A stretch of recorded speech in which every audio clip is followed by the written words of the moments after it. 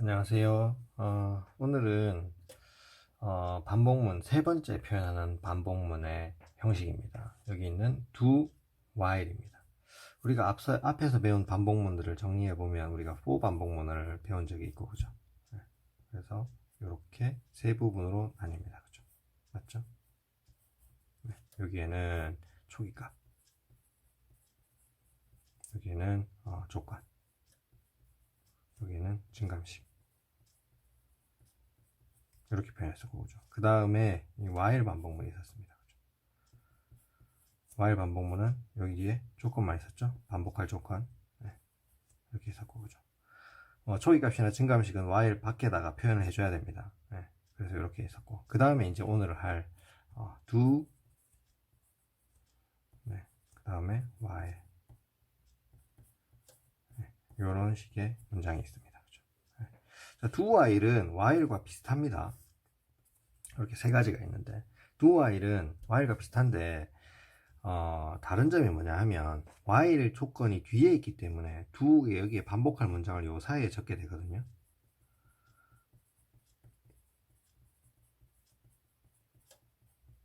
그죠?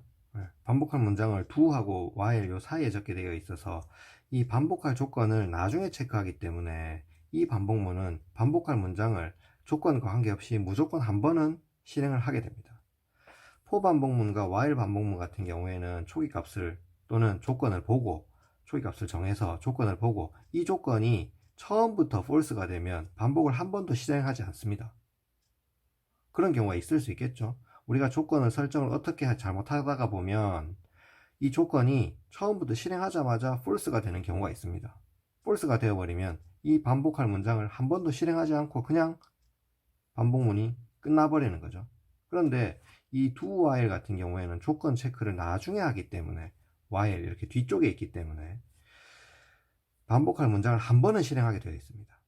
조건을 나중에 체크하니까 이 반복할 문장을 실행하고 나서 조건 체크를 해서 이게 false가 되면 끝이 나는 거죠. 그러면 반복할 문장을 최소 한 번은 실행하게 된다는 겁니다. 네, 그런 차이점이 있습니다. 자, 그러면 여기 있는 코드를 한번 해석해 보겠습니다.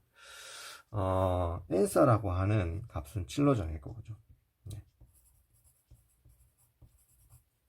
네. 이 7이라는 값은 사람은 모르고 있는 겁니다. 컴퓨터만 알고 있는 거고 실행을 하게 되면 그러면 num 변수가 하나 있고, 그죠? 네, 얼마인지 정해지진 않았습니다. 그죠? 그러면 이렇게 정해놓고 이제 do 안에 있는 문장을 실행합니다. while 뒤에 있는 반복할 조건을 뒤쪽에 있기 때문에 반복할 조건이 뒤쪽에 있기 때문에 여기 있는 이 문장들은 무조건 한 번은 실행하게 됩니다.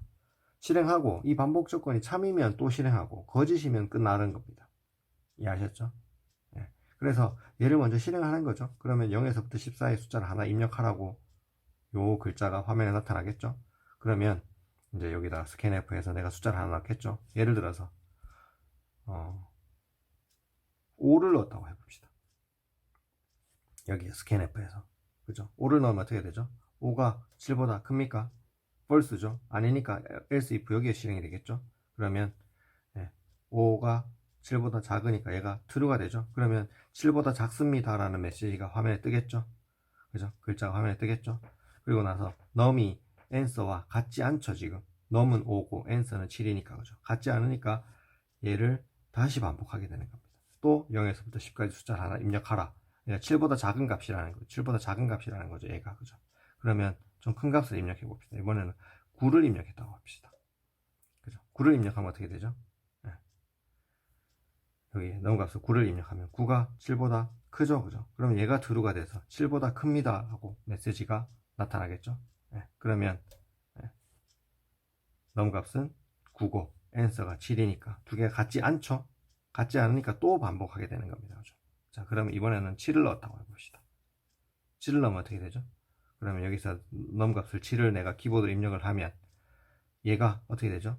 7은 7보다 큽니까? 아니죠. 7은 7보다 작습니까? 얘도 아니죠. else 뒤에 있는 것이 실행을 해야 되는데 실행할 게 아무것도 없죠. 없으면 넘어가는 겁니다. 그죠? 그러면 while에 있는 요 조건을 비교하는 거죠. 비교하면 어떻게 돼? num은 지금 얼마? 7. answer는 7이죠. 두 개가 같지 않냐고 물었는데 같죠. 그죠? 두 개 같지 않냐고 물었으니까 이 조건이 false가 되는 거죠. false가 되면 드디어 이 반복문을 벗어나서 여기 있는 12번 라인의 문장을 실행하게 됩니다. 그러면 정답입니다 라는 메시지를 화면에 출력하고 이 프로그램이 종료하게 됩니다. 이해하셨습니까? 자, 그래서 이 코드는 사실 책에 있는 코드를 그대로 가지고 왔고요. 선생님이 보기에 조금 애매한 부분이 있지만 어쨌든 do while을 이해하는 코드입니다. 그죠? do while은 뭐라 그랬죠? 이 반복할 조건을 나중에 체크하기 때문에 반복한 문장을 최소 한 번은 실행하게 됩니다. 그죠? 실행하고 조건에 따라서 그 이상 실행할 수도 있고 아니면 한 번만 실행하고 끝날 수도 있다는 겁니다.